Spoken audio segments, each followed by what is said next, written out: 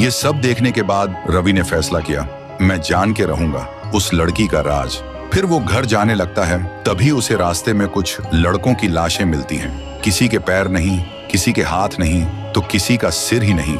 ये देख के रवि का डर और बढ़ जाता है। सोचता है अब तक तो लाशें गायब होती थीं, लेकिन अब तो लाशें मिलने लगी हैं। वो सीधा कुएं के पास जाता है और जोर से चिल्लाता है, बस बता दो तुम कौन हो, इतना दर्द क्यों, क्या चाहती हो तुम हम सबसे।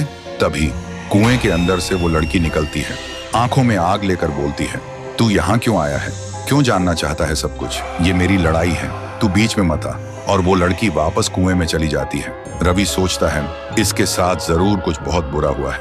अगली सुबह रवि गांव वालों को इकट्ठा करता है और बोलते हैं, अगर किसी को कुछ पता है तो अब बता दो, वरना इस बार कुछ ज्यादा ही भयानक हो सकता है। गांव वाले रोते हुए कहते हैं, उसके बारे में हमें कुछ नहीं पता। फिर रात होती है और इस बार वो लड़की सीधा लोगों के घर में घुस जाती है, लड़कों को मारने के लिए। हर तरफ सिर्फ चीखें थीं, लोग डर के मारे इधर उधर भाग रहे थे। तभी रवि उस लड़की के सामने आ जाता है और लड़की उसे जोर का एक थप्पड़ मार देती है। रवि बेहोश हो जाता है। जब रवि को होश आता है तो देखता है कि वो एक पुराने घर में है, जहाँ कुछ लड़के किसी राज की बात कर रहे होते हैं। और फिर जो रवि सुनता है उसका दिमाग हिल जाता है। वो लड़की कोई और नहीं, गांव की ही एक सीधी साधी और मासूम अनाथ लड़की थी। नाम था मीरा। एक दिन मीरा स्कूल से घर जा रही थी, तभी कुछ लड़कों ने उसे छेड़ना शुरू किया। मीरा चिल्लाई, मैं सबको बता दूंगी। तभी उन दरिंदों ने उसे उठाया और जिंदा कुएं में फेंक दिया। वो चिल्लाती रही मगर किसी ने नहीं सुनी उसकी चीख।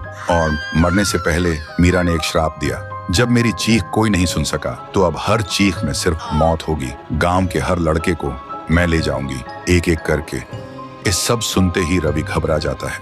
अब वो सब कुछ समझ जाता है, ये बदला है, एक आत्मा का बदला। अगली सुबह रवि पूरे गांव को सच बताता है।